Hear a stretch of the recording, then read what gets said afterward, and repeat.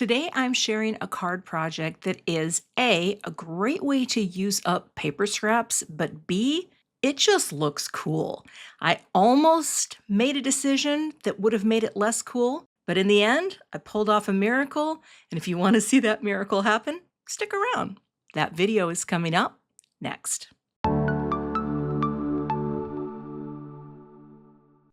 So let's take a look at the products I'm using today, beginning with the CZ Design Smile stamp set.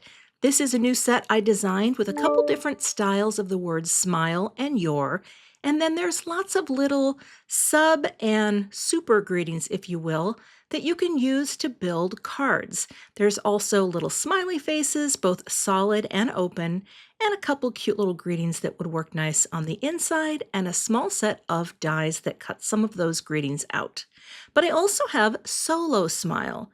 This is a word and shadow die that is the exact same size as that stamp set. I just wanted to show you that because sometimes people like to cut out the solid word instead. Then Ocean Horizon is the panel, and wait till you see how fun this is. This project is a great way to use paper scraps, which is what I'm going to do. I have a bin of scraps, and I have a video about this too, so I'll be sure to link to that.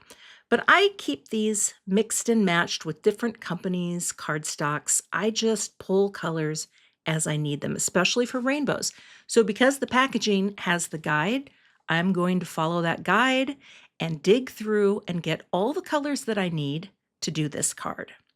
There is an outer die from the die panel, and I'm going to glue this down onto a piece of 80-pound cardstock that I've already trimmed to be 4 inches by 5 1/4. You will need 15 colors to do this particular die, so it's a lot, but again, when you see how you just cut little scraps off, it's pretty easy to do. So I'm gluing this on with liquid glue using the edge of my Score Buddy just to kind of help for lining things up. And now I'm going to start die cutting. So here's the cool thing. You cut a scrap based on the order and you go through one at a time. So this is a little time consuming, right? It took me about 30 minutes just to get organized with the colors and to cut out all the papers. But once you do, you take each piece that you cut, and I'm just placing it loosely for now, not gluing yet, and I'm going to build from the bottom up. So again, I count in the number that I need, numbered, this is, layer 2, and flip it over, pop it in place, just loosely, until I get everything cut out. Now I took a piece of low-tack Post-it tape just to hold them in order so that I didn't forget which way they went or where they lined up. And then now I'm going to add adhesive to the panel, to the inside. You could use liquid adhesive here. I just used Dot Runner because sometimes it's just nicer to have less moisture, and the panel that I'm using is only 80 pounds. So covered that up, and then one by one, I take each of these colors off and drop them right inside the frame. Now this die is designed to use it with the frame, but I knew from the beginning that I was going to trim this panel down. So I wasn't super cautious with making sure it was perfectly lined up on the sides. I just wanted to make sure there was no space between each layer of the die horizontally. So just a little bit of gluing, and eventually I built my way all the way up to the top. The reason I started at the bottom, it would be hard to place that top yellow sun and know exactly where to go, but this way it was kind of foolproof. I burnished everything down with the bone folder, and now I have this beautiful panel. And I could use it as is, but no, I decided to trim it. So I grabbed some A2 rectangle dies. The first one was too close to the inner size, so the one I end up cutting with is actually 3 3/4 by 5, which I love that size for panels anyway. I taped it into place and then set up my sandwich. Now for this sandwich, I am using the metal shim because I was cutting through quite a bit of cardstock, and I ran it through twice. I went the long way and the horizontal way, and it gave me a really nice cut for my panel. I thought that looked pretty good. Now, if you ever have a little area that has a little bit of a ragged edge, and just on the right side, it did here for me. Just use a sand eraser and go over the cardstock to smooth it out.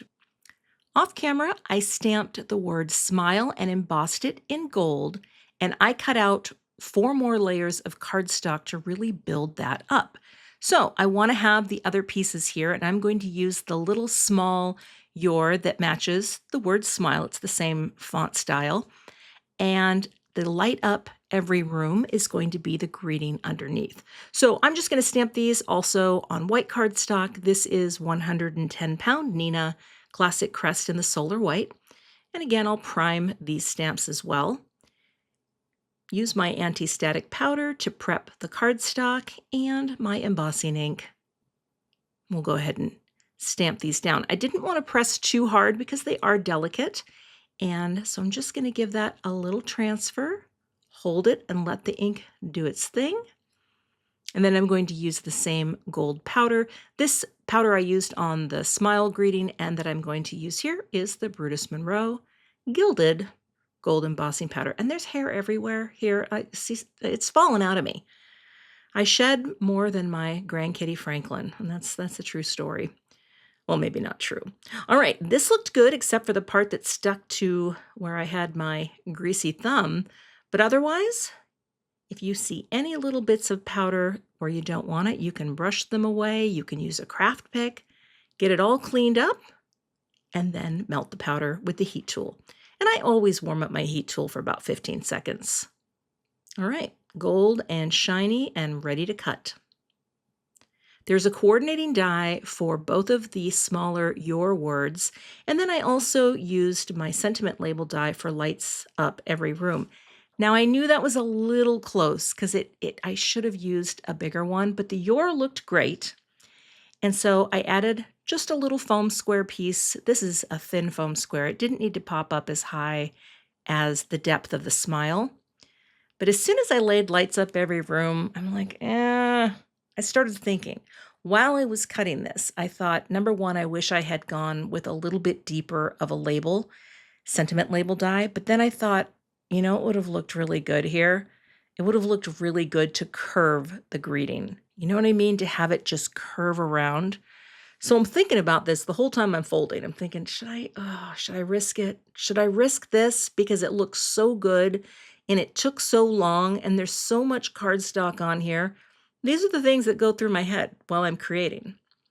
So I brought this in and started to visualize, and I was thinking, you know what? It's worth it because this is going to make it so much better. It's small, right? It's subtle.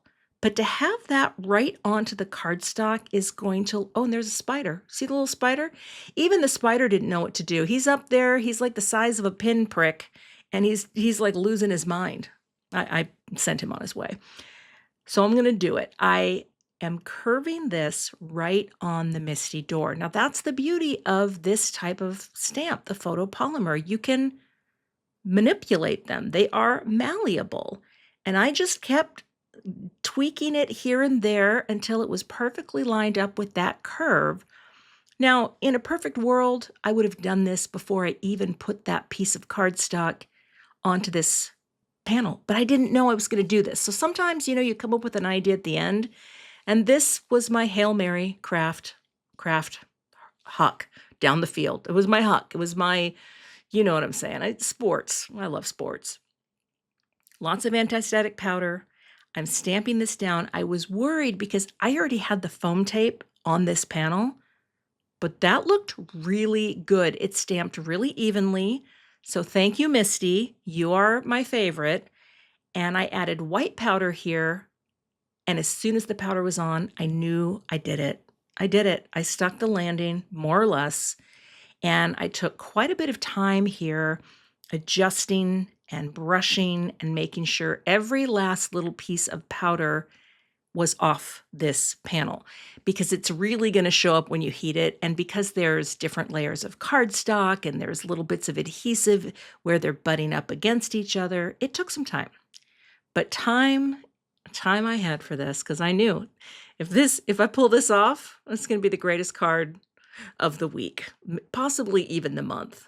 but that looked good. And so I got the heat tool very hot and just came very quickly. I was worried that it was going to affect the adhesive underneath, but it did not, and it turned out great. So once it was cooled, I buffed away all of that extra anti-static powder, and just that pop of white, it looks so crisp and fresh, and I'm really glad that I did use the wider Altenew foam tape because that stuff really makes things look beautiful and flat. And then all I had to do was add my smile, and here I'm just using some liquid glue. This is Connect Glue from Gina K. I didn't want it to ooze out, so I'm trying to keep it right in the center, even though it dries clear. I don't like to have to wipe glue away. And I just line it right on that curve. And even though the smile word itself doesn't curve, it has that sort of illusion because of the script. Then I popped the your in place. Oh, and I don't know. I was so happy. I had to bring in some gold pearls. Now, normally I like an odd number, but here I thought that this is sort of what's called a reflected symmetry. You take what you have on the top and you reflect the way you lay it out, but flip it on the bottom. And I thought it was a nice way to boop, and it's coming, I'm a little off, to finish out the card with these pearls. And that, oh, the color is so happy and rich. And the way that subgreeding works, I was so happy that this ended up working. Now, one thing I wanted to, see, there you go. It wouldn't have been as good. It would have been okay, but this is better. Now, I wanted to show you this because the die that cuts out the stamped word smile, it can work on its own as a standalone because that's very easy to read. So it's almost like you get a twofer, you get a word die, sort of. I just wanted to point that out. Okay, let's do a quick design review.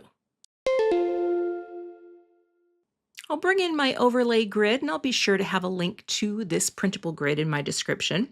And what we see here is everything is basically in the center row. Now we have on opposing corners the embellishments, and they really do hit right at that intersecting area in the top and the bottom. This is pretty symmetrical, actually, but we do have other things happening. We have our repetition, and actually, as I'm looking at this, I'm like, I think there's a little schmutz on here. If you ever see schmutz, just get that adhesive eraser. I tell you what, they are worth their weight in gold. And speaking of gold, we have our embossing, right? We have that little bit of shine, and then I repeated the gold with the pearls. Now, the other thing we have is a little bit of white and a little bit of white in the actual background of the die cut and the framing margin space. And that finishes the card for today. I will have a link to all of the supplies that I used for today's project in the YouTube description box, as well as over on my blog. If you're not a subscriber to my channel, I'd love to have you, so please hit that subscribe button and be sure to hit the notification bell so that you don't miss the next time I post. Here is another video you might be interested in checking out, speaking of scraps, and I will see you in that video.